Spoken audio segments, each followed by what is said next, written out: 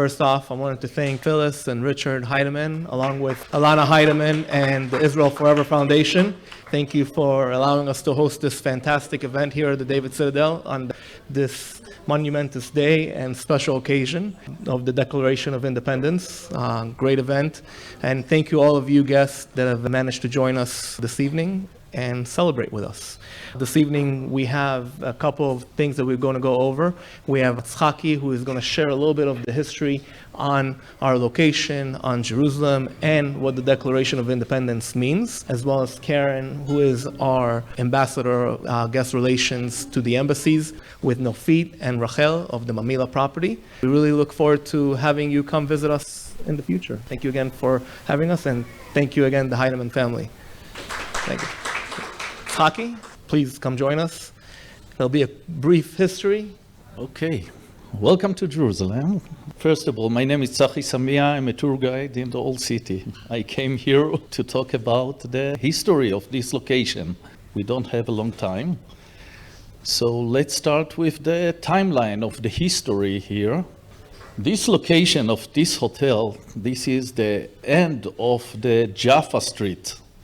The pilgrim that coming, the Jewish pilgrim and the Christian pilgrim that coming from Europe, they are coming from Jaffa port along the Jaffa Street. Today it's the line of the railway, the light railway, the tram, to Jaffa Gate. That this is the gate to the holy places. This is why the name of the Jaffa Gate for Christian and for Jewish, it's Jaffa Gate. But for the Muslims, the name is Bab el Abraham Gate, Bab el Halil, because the south direction, it's to the tomb of Abraham. And let's talk about the timeline, the history of Jerusalem. Like a tour guide, I have my timeline here, because we are sitting now in the border between 55 years ago, just 55 years ago. This is the Jerusalem day that we are going to celebrate. It was Jordan. Timeline, Jerusalem, and all the Middle East. And let's start from the Roman time here. The Roman time, the Jewish temple, King Herod's, after the destruction in 70, here, 324, Saint Helena came and she declared about Christianity as formal and allowed religion in the Roman Empire, and the Christianity started just at 324. The Islam came to the Middle East and to Jerusalem in 638, and Omar el-Khattab built the Dome of the Rock, what we call today Al-Aqsa Mosque, on the same ruins of the destruction of the Jewish temple. And then the Crusaders came here to the same location, on the same way, through Jaffa Street. 500,000 people start to walk from Europe, and 200,000 came here. The Mamluk came. The Islam period, it's very, very, very long period. The Mamluk came, the Ottoman period, 400 years, and the British mandate in the First World War, 1917, and Israel, the Declaration Day, 1948.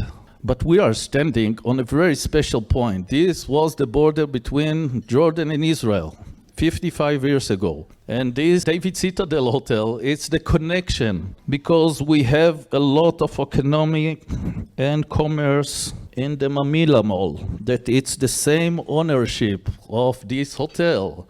And they connect today between the west side and the east side of Jerusalem. It's a bridge, it's a connection, and it's very important for this day to understand. First of all, you don't know about me. I'm 26 years working in the Israeli parliament as a lobbyist. And I'm also a tour guide in the old city. So I'm sharing my life between this Capitol Hill and Holy Hill, 2 kilometers. The same stories in this history timeline that we saw.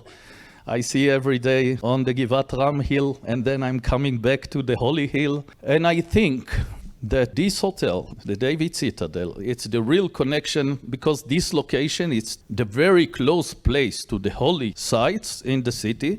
And I'm every day, you see, I'm dark skinned because I'm in the sun in the Temple Mount all the day with tourists. And they are crying, they don't care about their religion, but the location make them feel exciting about this place. And that's it. Welcome to Jerusalem.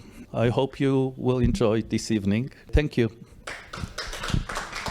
Good evening, everyone. I was born in Taiwan, raised in California. About 13 years ago, I was blessed enough to make Aliyah, to move to Israel from the United States, and to be living in my dream, to work on my dream job, and to live in my dream city.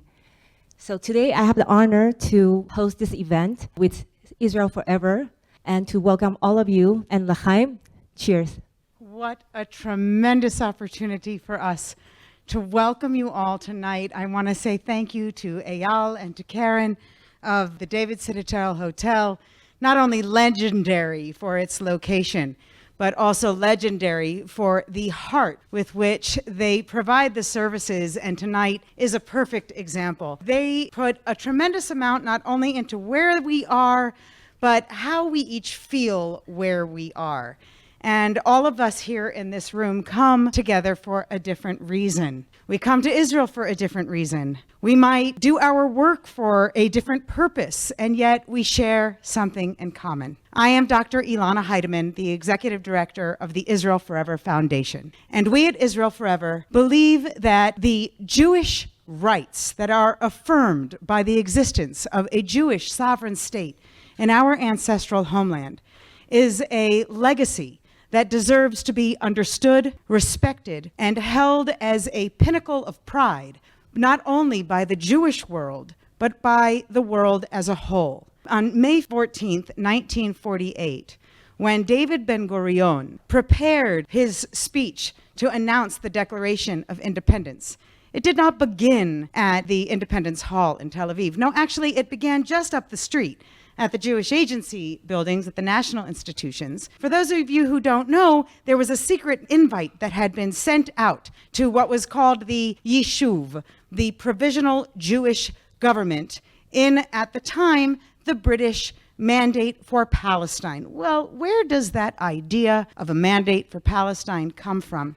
It comes out of over 2,000 years of changing hands, as we have been educated by Tzachi and his timeline of history of just the location we're sitting at. But it had also come about as the work of tremendous numbers of leaders around the world who helped make that happen. And they made it happen through the tremendous efforts of diplomacy. Diplomacy is transformed through those who are involved as ambassadors, and we welcome all of you who are ambassadors from around the world who have joined us tonight. So I want to say thank you. And we also have with us members of other communities who are involved in diplomatic work in a different vein, whether they're involved in diplomacy through journalism or they're involved through community activism.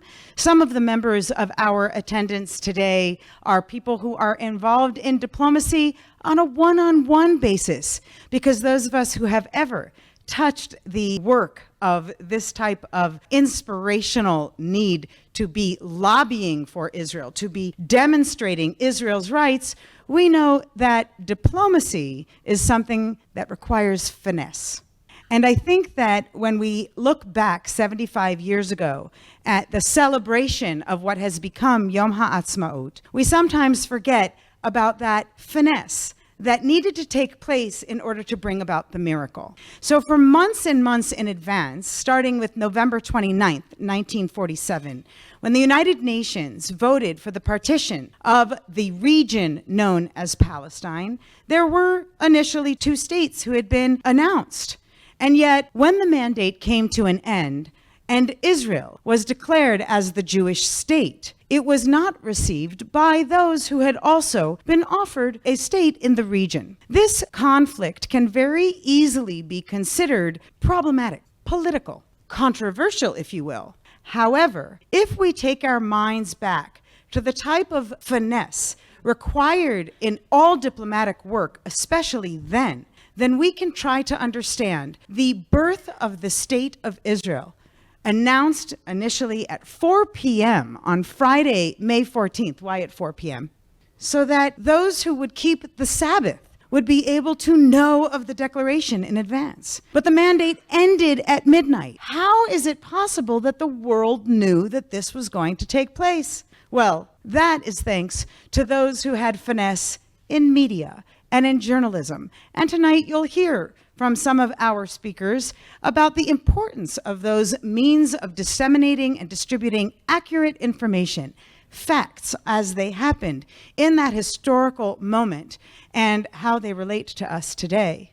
All these years later, the historical milestone has been, shall we say, tarnished by efforts to continuously delegitimize and to demonize the establishment of the State of Israel as it was made on that day, May 14th, 1948.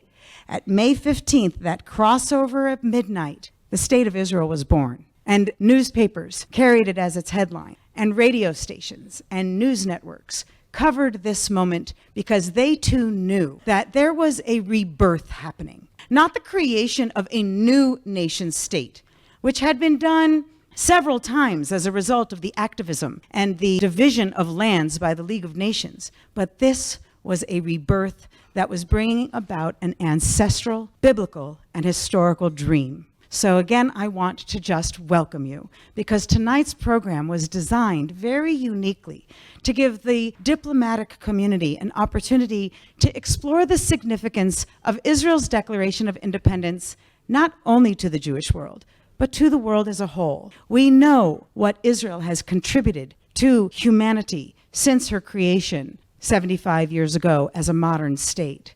Sometimes we forget, amongst the controversial, polarized, politicized discussions that surround us, we forget how to take a step back and to think about those moments, those conversations of diplomacy, those efforts of finesse to say, can you understand?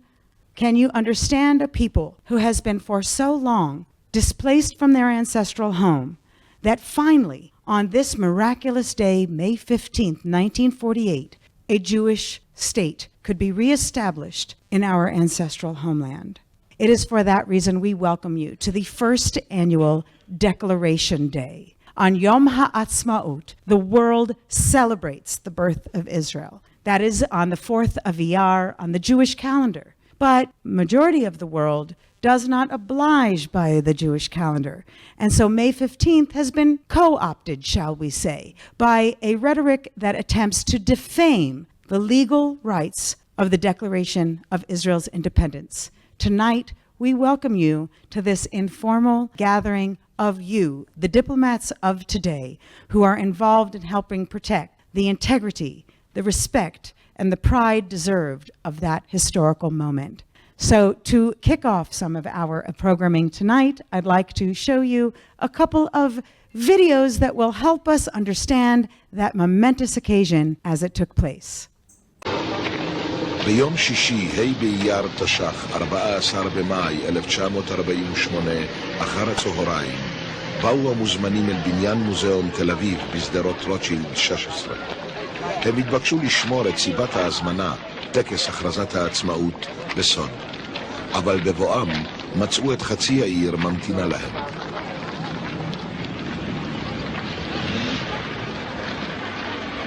סמוך לשעה 4 הגיע דוד בן גוריון.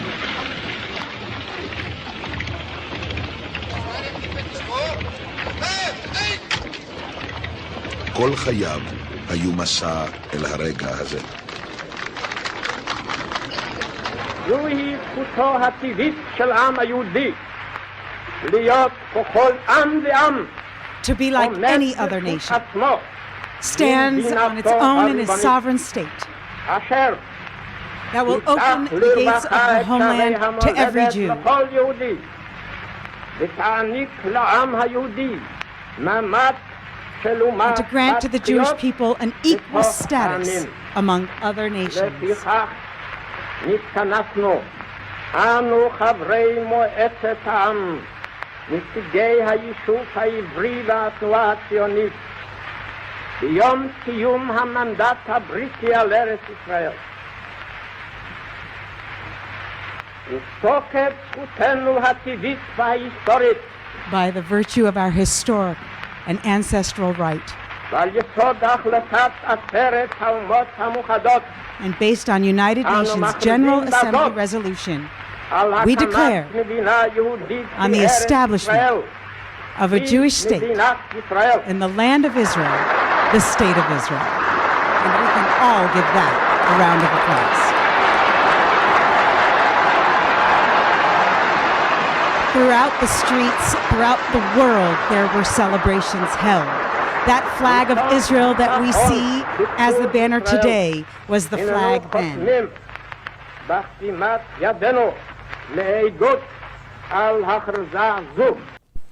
And we are signing also with our antagonize hands. a lot of people We have President recognizing Truman, the state who of issued the Israel very as soon as it first was formed. recognition 11 minutes I later. had been to Potsdam, and I'd seen some of the places where the Jews had been slaughtered by the Nazis.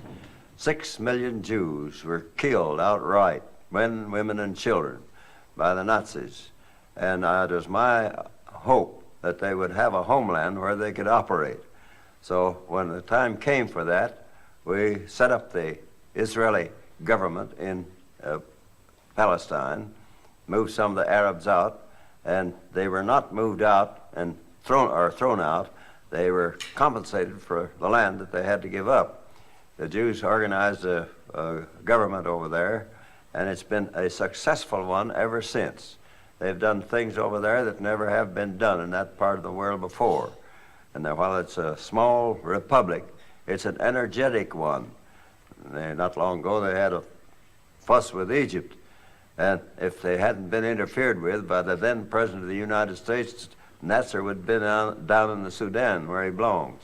I think that very often when we learn about the establishment of the State of Israel, we move quickly on to the war, to the attack against Israel that took place within hours of the declaration of Israel's independence. But it is imperative upon us to understand what it took to recruit the affirmations achieved and received by international audiences around the world, President Truman being one of them. There were tremendous efforts in diplomacy that were taking place, and none of this miracle could have happened without those incredible individuals who believed in Jewish rights for self-determination in our ancestral land. For those of you who are here as diplomats, when you are out in the world and you are in your communities, you have an obligation to represent Israel, to represent what you learn about Israel by being here, by being engaged in the conversations, by having to learn the intricacies of the various conflicts that we have to endure as a part of Israel.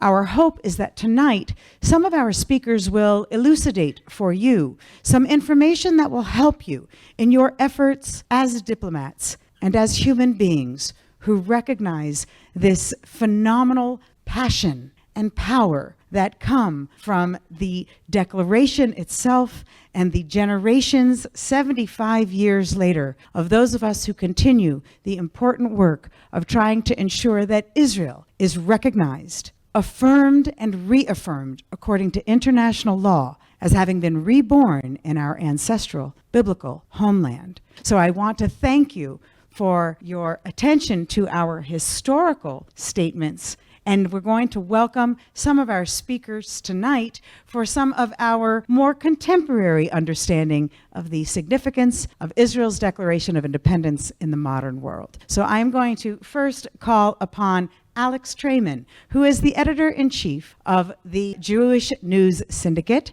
and who represents a unique perspective that we hope all will be able to learn from.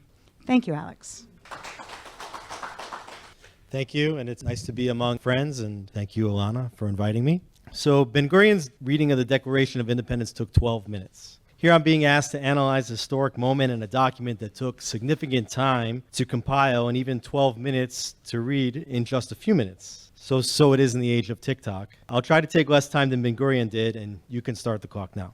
Ladies and gentlemen, the Declaration of Independence was read on the final day of the British Mandate for Palestine exactly 75 years ago today. The British Empire had a singular mandate: to create a Jewish state in the land that at the time was referred to as Palestine. The mandate comprised the land that is today referred to as Greater Israel, included all of Gaza, Samaria, and Judea, that some erroneously referred to as the West Bank, as well as the East Bank of the Jordan River, and the entirety of what is today known as Jordan.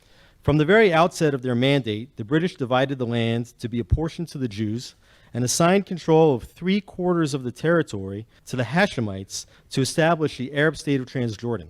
Later, they then sought to divide or partition the land yet again, removing nearly 40% of the remaining land for the creation of yet another Arab state within the remaining Greater Israel, hoping to leave a Jewish state without the areas surrounding Jerusalem and the only province in the world called Judea. We are in fact called Jews because we come from Judea. Even as the British finally left Israel, they failed to create any Jewish state in any of the land in which they had been mandated to do so by the League of Nations. Ladies and gentlemen, on this day, the anniversary of Britain's fleeing from Israel, one can rightly wonder if the once immense British Empire collapsed in its entirety, due primarily to their failure to create a Jewish state on all of the land in which they were mandated to do so. One can also argue that the British had a second mandate, which was to protect the peaceful Jews of Europe during World War II, a mandate they failed to live up to as well. Far from stopping the Nazis in their tracks, the British could have at the very least permitted, if not facilitated, the mass transport of Jews from Europe to the safe haven, which was supposed to be established as a Jewish state, potentially saving the lives of millions. Yet even in exiting the mandated territory in 1948, the British had hoped to support an Arab majority in the land, with a, quote, tolerated Jewish minority. It was not the British who established a Jewish state in their moment of exit from the territory. In fact, the British were not even among the first states to recognize the establishment of an independent Jewish state, choosing instead to wait and see how things played out. The Declaration of Independence of this modern state of Israel was a watershed moment in Jewish history. The Declaration of Independence expressed the Jewish people's readiness to take destiny into their own hands, come what may, and not to rely on others, as global and in particular Western powers proved delinquent in their own mandate to promote a Jewish state in the historical land of Israel. At the moment of its declaration, much of the international media appeared to support the creation, or were at worst neutral, which, by the way, is how media are supposed to report. Since then, international bodies, including the UN and most international media, have turned as biased against the Jewish state as the British were against its founding. Ladies and gentlemen, today, Israel is routinely persecuted, with gross double standards applied to it, which can be identified as nothing short of anti-Semitism. Prior to World War II, the Nazis had accused European Jews of being a people without a nation.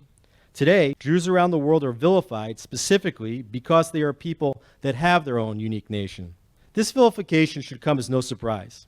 We've been forewarned. Rashi, Rabbi Shlomo Yitzchaki, who lived between the years 1040 and 1105 of the Common Era, whose commentary on the Torah is considered the most renowned and fundamental of all commentaries, alluded to the accusations against the Jewish people and their control of their biblical homeland in its very first explanation, on the very first word of the Torah, Bereshit, in the beginning. Rashi asks, what is the reason that the Torah commences with the account of the creation? He answers, for when the peoples of the world will say to Israel, Listimatem, you are robbers, because you took by force the lands of the 7 nations of Canaan, that Israel may be able to reply to them, quote, all the earth belongs to the Holy One, blessed be He. He created it and gave it to whom He pleased. When He willed, He gave it to them. And when He willed, He took it from them and gave it to us. Today, the nations of the world indeed accuse the Jewish people, directly or indirectly, of being thieves of our own land. Rashi's commentary rings true today, more like prophecy than analysis. Just like the armies of nations that attacked the nascent state of Israel on the moment of its independence, today's accusers are singularly determined to weaken the Jewish people and the Jewish state, and hope to see Jewish land handed over to Arab and Muslim enemies who seek to drive our people into the sea. Ladies and gentlemen, just like the attacking armies of 1948, today's attackers and demonizers are doomed to fail. The Declaration of Independence reminds us of our own convictions, the willingness to fight for our land and the justice of our cause, even against near impossible odds. Ladies and gentlemen, it is this moment, and more importantly, this conviction that lives with us eternally. For without it, the task of constantly defending our presence here and continuously developing our fledgling state into the startup nation, an emerging economic, technological, military, and moral superpower can feel at times a task too large to bear. Even as they appealed to the nations of the world for support, the founders of the state took action alone and against all odds. And they knew deep down that they would succeed. They also knew that while their declaration was not backed by the British, it was beyond any shadow of doubt supported by the greatest of all powers. Many of the modern state's founders, just like many Jews today, grappled with their faith in God and their observance of God's commandments. Yet even so, they declared explicitly that they were, quote, placing our trust in the Rock of Israel, a reference to God Almighty. Every week in the Sabbath morning prayer services, we similarly invoke the Rock of Israel. Tzur Yisrael, Kuma be'ezrat Yisrael, uvdei chinumecha Yehuda v'Yisrael, go'aleinu Hashem tzavaot shemo, Kadosh Yisrael, Baruch atah Hashem Ga'al Yisrael. Rock of Israel, arise to the aid of Israel, and liberate Judea and Israel, as you promised. O Redeemer, God of hosts is his name, the Holy One of Israel. Blessed are you, God, who redeemed Israel. Wow. So pleased. What an incredible presentation, not only of information, but of inspiration. It is that kind of inspiration that has enabled Jewish leadership to continue throughout the world. And there are few Jewish leaders who have been given the opportunity to represent the Jewish community in more than one organizational capacity. In doing so, some individuals have to separate themselves from what we would consider the territorialism associated with that organization, or shall we say even country, that they may represent. How do we toe a line? How do we navigate discussions? Some of the items that even Alex has enlightened us towards, some of these challenges are beyond even explanation, and yet we have an opportunity to learn from them. What does it mean to try and navigate in the world of communal diplomacy, not only public and political diplomacy, the issues that face Israel in representing and in honoring our historical rights? So I would like to welcome, actually, with great distinguished honor, my own father, Richard Heidemann. Not only has served as the young president, as a young leader of B'nai B'rith Youth Organization, but also as the international president of B'nai B'rith International, and later on as the president of the American Zionist Movement. I think that it is very important for not only me to recognize the legacy which I have inherited from my tremendously Zionistic parents, but also who have taught me about the importance of being able to address that love for Zion with a leadership that allows us even to make it personal for the people who may not feel it as personally and passionately as we do. What is it like to face some of those who are determined to destroy Israel or to murder Israeli citizens? Attorney at law Richard Heidemann is someone who defends victims of terror around the world. It is through his insight that we shall gain a few more pieces of understanding of our own as to the value of Israel's declaration and Israel's independence to the world that we live in today. Ilana, thank you, and to all of the ambassadors and leaders who are here. We are indeed appreciative of your involvement, your support, and your participation. It was, as you heard already, a United Nations resolution that was adopted in November of 1947 that envisioned and called for the establishment of two states with special status for Jerusalem. And that resolution in 1947 led to the state of Israel being declared 75 years ago today. Let's look deeper at the United Nations, because every one of you ambassadors represent countries who are part of the family of nations at the United Nations, as is the state of Israel. Because after the Declaration of Independence, Israel was indeed accepted and welcomed into the family of nations at the United Nations and deserves the same respect, the same accord, the same demeanor, the same entitlement to protocol dignity, both in the United Nations in New York and around the world, wherever the United Nations may convene, in all of her branches. And what we have found over these last decades, 7.5 decades, is that one nation, the state of Israel, is singled out more than any other nation. Ilana mentioned that I had the privilege of serving as president of B'nai B'rith International, and in that capacity worked with every one of your countries in one capacity or another, in New York, in Geneva, in Paris, in Nairobi, in Durban, or in the times when we brought ambassadors to visit here in order to understand not the politics, in order to understand not the propaganda, but to understand the truth. It's been since 1947 that B'nai B'rith was welcomed as the oldest non-governmental organization, Jewish organization, in the world into the United Nations as an NGO. And we have here tonight Alan Schneider, the executive director of the B'nai B'rith World Center in Jerusalem, who many of you know. And Alan, thank you for being here and thank you for your important work.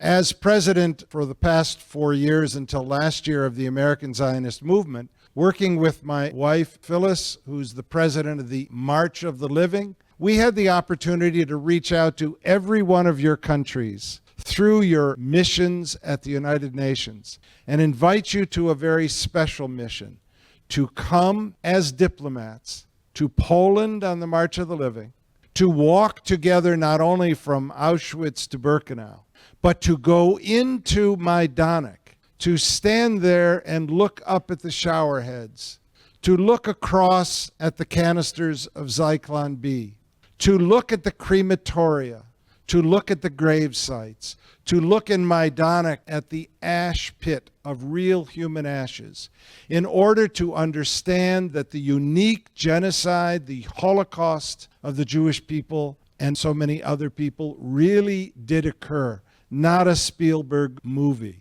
And for every one of those ambassadors who came with us, 101 ambassadors from 71 different countries, including many of yours, when you then came on to Israel and you saw the wall and you were taken to Gaza and you were taken down into the tunnels, the terror tunnels, and you understood the challenges for you ambassadors and your embassies and your missions in New York and around the world, what Ilana has spoken about of what I will refer to as the dignity of diplomacy, the opportunity to interface one another.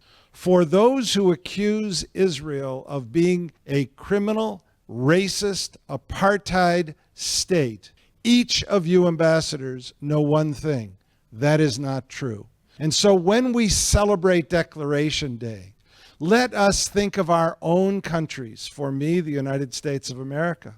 I reflect back on every year when we celebrate the Declaration of Independence and we remember what we learned in our civics classes about those who were leaders at the time, from Washington and Hamilton and Jefferson and so many leaders, without mentioning, of course, too many. And we think about the heritage. None of those political leaders were perfect. None of their administrations were perfect. Not everything went well, and we don't have to be proud of everything that happened, because some of what occurred as we in country after country, including your own, as we fought for freedom, we fought for dignity, we fought for the equality and the independence and the ability to respect human dignity, people from all walks of life. In the United States, in Israel, in your countries, we are indeed one family of nations. And I want to close with this. Remember that it was prior to 1967 that not one Jewish person was able to visit any of the holy places, not able to pray at the Western Wall, not able to go up to the Temple Mount, the site of ancient Jewish synagogues, not able to celebrate our rich biblical history. So as you think about your work across Israel, whether your embassy is now in Jerusalem, whether your embassy is in Tel Aviv or Herzliya or wherever it may be, where your economic missions are, one thing I believe you can know: you are welcome here in Israel, no matter your race, no matter your religion, no matter your sex, no matter your gender, no matter your age, no matter your disability, no matter your beliefs. You are not only welcomed here with equality and dignity, but you are appreciated here. And so tonight, in bringing all of us together, the diplomatic community, the NGO community, the corporate community, the Chamber of Commerce community. We do so because indeed we all have a commitment to the dignity of humanity, and that is really what is celebrated on Declaration Day. Thank you for being here. Thank you so much for that absolutely incredibly insightful words that you have shared, because it is a rare opportunity for us to be able to encounter individuals who are able to fill so many shoes, to fit themselves into many different situations where they have to play the game of diplomacy, the game of politics, and of course, the games that take place in the media today. These are not easy avenues that we can navigate. And each of you who are in attendance are, of course, having to face your own challenges in your own language so that you can translate the truth of Israel, the importance of Israel, the importance of independence, diplomacy, democracy, and the human rights for which Israel stands. It is with that that I welcome our final speaker, Avi Meir, from the Jerusalem Post, who is going to offer us some insight into how, as one of the newspapers that is heard around the world, is able to navigate these sensitive issues in such a positive, proactive, and an important way in these modern times. Thank you, Alana, for that lovely introduction. Thank you, Richard, and thank you, Alex, for those lovely remarks. These are some tough acts to follow. You know, it's interesting. Journalism has been at the heart of Zionism from the very beginning. Herzl himself was a journalist, and he used his journalistic platform to promulgate some of the core issues, the core ideas that he then encapsulated in the Jewish state and in the very concept of Zionism. And in using those platforms, I find myself wondering whether he still conceived of himself as a journalist. He was an advocate at that point. Was he still a journalist? It appears as though he did conceive of himself as such.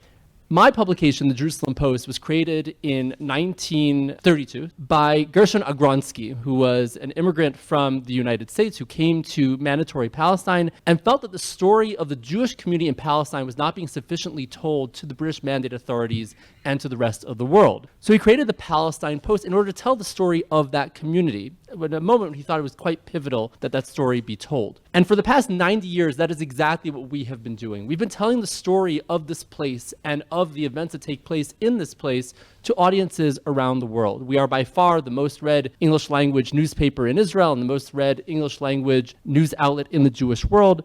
And that carries with it a tremendous sense of responsibility. You know, I entered this role just a few weeks ago. I think this is my 6th week on the role. This is my 6th week as a journalist. So I can't say that I can convey much wisdom in the field of journalism, but what I can say is that it was important for me in one of my first moves as the editor of the Jerusalem Post to articulate what our values are as a newspaper. And my first column focused on exactly that. What are our values as the Jerusalem Post? What are our values as a publication? The first thing I said is we are a Zionist newspaper. And it was important for me to stand up for the very right of the Jewish people to self-determination. This is something that, unfortunately, as we've heard, is currently under assault in many corners in the world, and we will stand firmly against it. The second thing I said is we are a pro-democracy newspaper. And in articulating that point, I pointed to this exact document that we're celebrating today, the Declaration of Independence, because it's the Declaration of Independence of the State of Israel that encapsulates the democratic character of the state. It talks about equality in a variety of ways, as Richard mentioned earlier, equality between sexes and ethnicities and religions. Those are what really drives us as a society, as all of you see every day in your postings here in this country. One of the things I've navigated, or I've sort of found myself challenged by in this role, is the difference between this role and previous roles that I've had, which of course have been advocacy-focused ones. And I find myself wondering whether Herzl grappled with some of the same questions, right? He was a journalist, therefore supposed to, as we mentioned earlier, talk about the facts in a neutral and unbiased way, but he's also advocating for a particular point of view. And to my mind, there is no contradiction between the two, because we can and should and must represent the facts as they happen, the good, the bad, and the ugly, and there is ugly. There are things that happen in this country that make us uncomfortable every day, and we have to talk about that, and we have to grapple with it. But we also have to make sure that we know that we have values that underpin our identity as a publication and our society as the State of Israel. And those values are values of Zionism, of democracy, of equality, of pluralism, of diversity. Those are the values that I hope to portray every day in our publication, and certainly that we see portrayed here in the State of Israel. You know, we were talking earlier about how this date has been hijacked by some as signifying some kind of a catastrophe. The notion that freedom for a people could be a catastrophe is an abomination. Freedom is a right that is afforded every nation in the world, by the way, including the Palestinian nation. Everyone has the right to self-determination. Everyone has the right to freedom. And this is the day in which we celebrate the Jewish people's right to freedom, the Jewish people's right to self-determination, which was realized 75 years ago. And we can only hope that those around the world who today malign that right and who somehow believe that the Jews are not entitled to a right that all other nations in the world are entitled to, will come to see the beauty through all of you, through the stories that you tell after your time here, the beauty of this land and the diversity of its people. So thank you to the Israel Forever Foundation. Thank you, Ilana, for convening us today. And thank you all so much for what you do every day. Thank you. Everybody can agree that we have heard unique perspectives from very different experiences here in terms of navigating some of the challenges that we've highlighted this evening. What I would like to give us as a very different atmosphere for a diplomatic evening is not just some frontal presentations, but also an opportunity for discussion.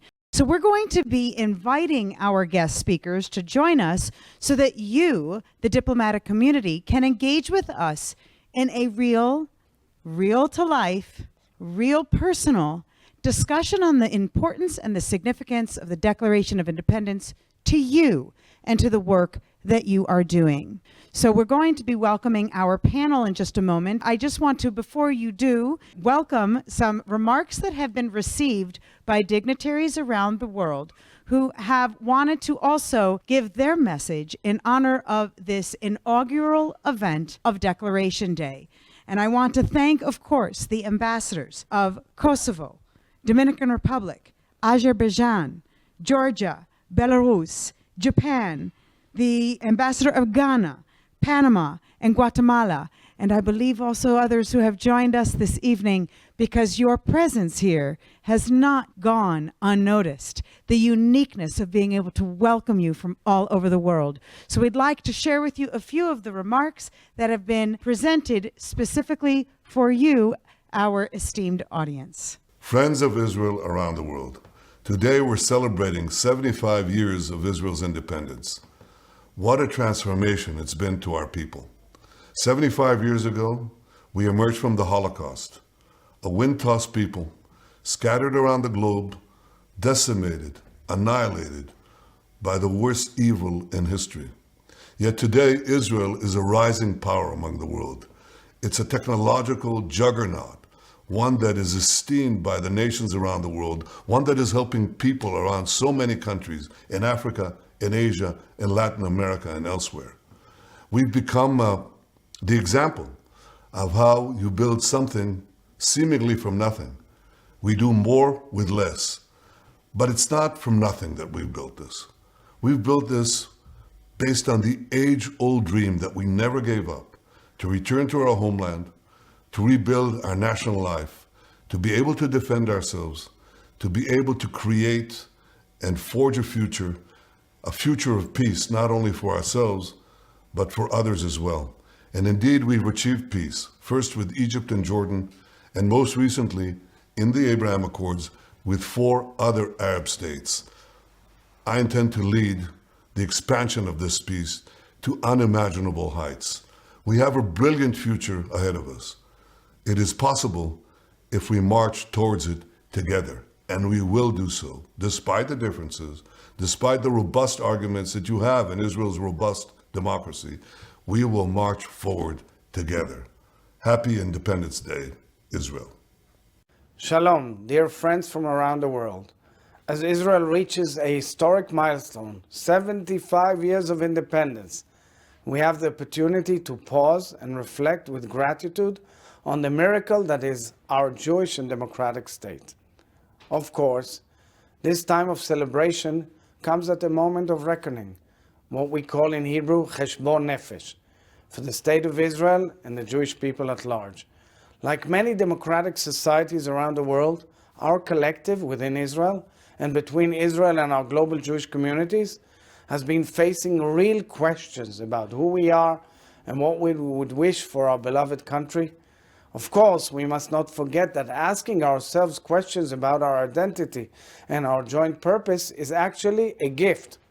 Having a country to shape together, to share together, to argue over even, was a distant dream not long ago. And it is a blessing that we should not take for granted. So, dear friends, these turbulent times are highlighting just how much we've built in this country over these past 75 years, and just how precious it is to so many. It is highlighting the deep caring of millions of people inside Israel and beyond it, for whom our country profoundly matters. And it is just that quality of deep caring that has helped our people survive and thrive for millennia. Dear friends, let us come together at this meaningful moment to celebrate everything we have built together and everything that we have yet to build. May we all have a wonderful Independence Day for the State of Israel. Best wishes to you all from the President's residence in Jerusalem. Yom Ha'atzmaut Sameach, Chaverot v'Chaverim.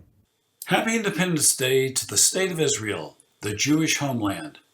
I'm Charles Kaufman, past president of B'nai B'rith International and a board member of the World Zionist Organization, the Jewish Agency for Israel, and Karen Hayesot. Is there a more complete country in the world than Israel? Think about it. It's a top-tier country in so many innovative and inspirational sectors. It truly reflects God-given ability in a God-given country. The diaspora celebrates every flowering square inch of this great land. It commands the attention of the world's superpowers. Its own power emanates from its ancient walls to its magnificent skyscrapers. It is both an abundant source of pride for many and a source of envy for others. It is no wonder that Israel grabs the attention of the world. It is the Holy Land, an ancient kingdom, and a modern marvel. It is indeed a complete country. I'm Yisrael Chai. Good evening. My name is Mati Cohen. I'm a career diplomat in the Ministry of Foreign Affairs for the past 30 years. And for the last 5 years, I served as ambassador of Israel to Guatemala, Honduras, and El Salvador. During my mission in Guatemala, I played an important role in the historic decisions of both presidents of Guatemala and Honduras to move their embassies from Tel Aviv to our eternal capital, Jerusalem. I also initiated a unique project where 34 cities in Guatemala named streets, avenues, and parks named Jerusalem, capital of Israel. Dear friends, I would like to congratulate my friends Dror Atari, the president of the Jerusalem Chamber of Commerce, and all the organizers of the Israel Forever Foundation for this event celebrating the 75th independence of Israel. I've always said in my speeches abroad that Israel is a miracle. After 2,000 years in exile, during which the Jewish people never stopped dreaming to return to its historic homeland, we have established our independent state. On May 15, 1948, when Israel was 1 day old, the United States and Guatemala recognized the newly born state. We will always remember these two great friends of Israel. Unfortunately, there are those who choose to ignore the facts and, on this day, commemorate Nakba Day, which translates the catastrophic day, and deny the existence of the State of Israel. An event like the one you celebrate tonight shows the world the truth, and I applaud you for this. I wish you a pleasant evening, and thank you very much. Shalom. Hi everyone, I'm here with my dear friend, the president of the Chamber of Commerce Jerusalem. My name is Alon Davidi. I'm the mayor of Sderot. And we make this movie after 1 week of attack from Gaza. You know, Sderot is the best city that we find in Israel because the people are very strong and love Israel. And I know that you love Israel too. And I want to say thank you very much about all your support, about the states of Israel, about the Jewish nation. And I want to say thank you very much to Israel Forever Foundation Thank you for all the work that you've done for Israel and for us. If only we had the time to show you the number of videos of statements of affirmation that we have received from all over the world. From Finland, Sweden, throughout the United States, from countries in South America, from Europe, people who have joined the effort to recognize this incredible monumental day of May 15th that we are honored to come together to celebrate tonight. So I want to thank you for taking time out of your busy schedules for joining us and for being a part of this celebration. So thank you to everyone for your attendance tonight. And I just want to give a round of applause to all of you for your work, because it is never ending. As we know, we've come out of, as the mayor of Sderot has shared, we've come out of a very difficult week. And maybe some of those challenges are aimed to remind us of the importance of the work that we do. However we serve the diplomatic effort of advancing the interest of Israel in the world, of Jewish rights in the world, we all play a holy part. So again, thank you for your attendance. And now we'd like to welcome your voice. I would like to welcome our speakers up so that you might raise your questions and your ideas of what more we can do to interest the world in the rights that are established in Israel's Declaration of Independence. So Alex and Richard Heidemann and Avi Meir, please come and join up front. In such a polarized atmosphere as we have today, when a diplomat is out in the field or they are in an audience where maybe they're not sure about the audience's attitude or reception of Israel, how do you recommend that a diplomat address that situation with integrity such as we are presenting here on the importance of Declaration Day? The rights that we're talking about when we talk about Zionism, we talk about the right of self-determination for the Jewish people, are rights that are universal. I don't think that that should be controversial. And I think that at the end of the day, when we talk about the right of the Jews to self-determination, to have freedom in their own ancestral homeland, that should not be something that is the subject of debate, just as it wouldn't be for any other nation.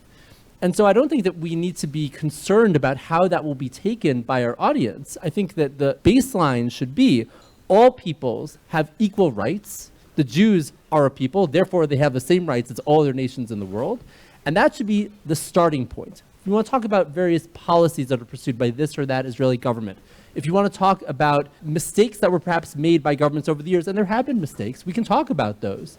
But as long as the baseline is one of acknowledgement that the Jews have the same rights as any other nation in the world, and those rights include the basic right to self-determination in their ancestral homeland, I think that that is the place where we need to start the conversation, and everything else should emanate from there.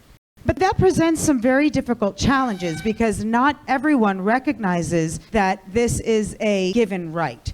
And very often, especially in the United Nations, this becomes a source of debate. We have been decreed as having no connection to Jerusalem. The Jews have no connection to the Temple Mount. The name of the Kotel has since been changed in public forums. So if it were that easy, then our diplomats would probably not be up against such challenges. But Dad, you have been in many situations where they do not accept these inalienable rights of Jews as much as they're accepted of other people. How do you navigate such a negative atmosphere?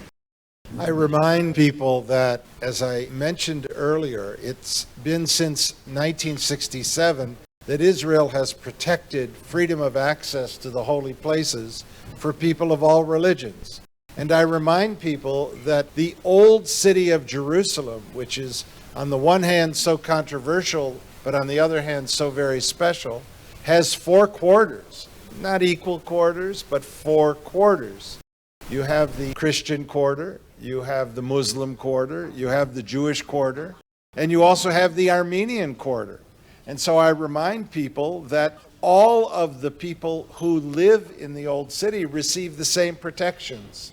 It doesn't matter their religion, it doesn't matter their race, it doesn't matter what their particular church may preach or their synagogue may teach. All have the same protection by the government of Israel.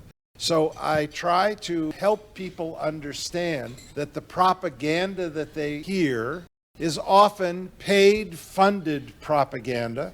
And I'm sorry to be accusatory, but let's remember that at the United Nations, there are multiple committees well funded by the United Nations in order to circulate propaganda, in order to promote lines and words and phrases and even forum and conferences, all of which end up targeting Israel. So you end up with Israel against its fellow members of the family of nations. To conclude my point, I think unless we speak directly, unless we look one another in the eyes and shake hands and break bread together, we can't really so easily remember that truly we are all one, no matter our religion, no matter our country of origin, all of whom are protected here in Israel. And Israel should be very proud of that. And for those who aren't proud, then they have to remember the roots that have been taught here tonight. I think part of the dilemma there is that we are up against, as you've mentioned, each of you, issues of propaganda and issues of distortion of information. We also live in a generation where facts almost don't matter. It is about how you tell the story. It is a matter of how emotionally charged. For example, if we look at last week's missile fire and the difference of the way that narrative is being shared, who is the one who receives the empathy versus who is the one who is accused? So what do you do, Alex, in a world where facts don't matter and you're trying to spread it to the wider audience around the world as opposed to only just your readers, but to empower those readers to take that information forward? Well, I think that you're totally right, and we saw it again just this past week. I mean, if you look even historically since 2005, when Israel left the Gaza Strip, we had 8,500 citizens there, which we pulled out, all of them against their will, in order to try to create peace with the Palestinians who are living in Gaza. And what you can understand is since that time, we've had thousands and thousands and thousands, I don't know if it's 10,000 rockets fired since that time at Israeli civilians. And as we saw in just the latest round of conflict, we had 2 individuals died. One of them, ironically, was a Palestinian from Gaza who was working inside of Israel. And you see that in shooting however many hundreds of rockets they fired, they killed 2 people. In the last several years, the number of people that have been killed from the thousands of rockets that have been fired have been in the dozens. Why? Because Israel has technology that allows it to shoot those rockets out of the sky, which saves not only Jewish lives, but also saves Palestinian lives, because if we didn't have it, we would have no choice but to launch a ground operation and take out many more Palestinians and prevent them from shooting those rockets to begin with. But the thing is that you understand then that when they're firing those rockets, they're not firing those rockets because they think that those rockets are going to destroy the Jewish state. In fact, it's a horrific strategy. It doesn't work. It's cost billions of dollars, and the results have been so minimal. So what is the point of them shooting thousands of rockets, hundreds of rockets in this last round at Jewish population centers? When they fire the rockets and Israel fires back, now all of a sudden the other side becomes the victim, right? And it all started when he punched me back. And you understand that the real damage that's done by the entire barrage is not the rockets themselves. It's actually in the diplomatic onslaught that follows the rocket barrages, when Israel has no choice but to go and defend itself and to prevent those rockets from being fired. So you're correct. It's about narratives. It's about feelings. It's not about facts. And unfortunately, too many people and too many media organizations, outlets, like if you remember the previous round of fighting, Israel struck a building that housed the AP, which was the same building that Hamas had its headquarters in. So you understand that these elements have co-opted much of the mainstream press, and that is helping to propel narratives that are anti-Israel in their nature. And I think that it was really Natan Sharansky who established it best with his 3 Ds, which were double standards, delegitimization, and demonization. And so when you're considering narratives, you have to take a look at those 3 Ds, and you have to recognize that if what you're hearing falls into delegitimization, demonization of Israel, or double standards that you wouldn't apply to any other country, what other country would allow hundreds of and thousands of rockets to be tossed at its population centers without responding? If that's a double standard, then what you're probably looking at is anti-Semitism. I would like to make a closing point. In the establishment of every country in the world, there has been freedom fighting. Here, freedom fighting truly is terrorism. It's based upon rejectionism of the very existence of the state of Israel. No one denigrates any people seeking their independence, their self-determination, or their freedom.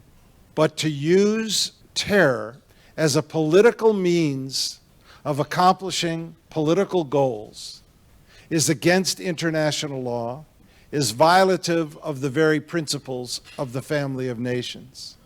The terror victims here and around the world go through such pain, such trauma, because terror tears apart the fiber and the fabric of the family and of communities. So as we reflect not just on the past week, not just on previous instances, but upon the past 75 years, let us remember, and in fact let us commit, to stand against terror and reject it as a proper form of freedom fighting. Thank you. I think that it's important also to recognize that in the effort, when we talk about fighting for freedom, the idea of the declaration of Israel's independence was very much a part of the Jewish fight for freedom. Now that we have a Jewish state, it almost seems that it's a fight that's obsolete. Therefore, it's very easy to translate any action taken by Israel as an aggression, as opposed to a continued part of that fight for freedom. One of the things we want to be able to do is not only focus on the most immediate past events, but in the bigger picture of how the delegitimization of Jewish freedom and the delegitimization of Jewish rights has enabled even the war that started within hours of the Declaration of Independence.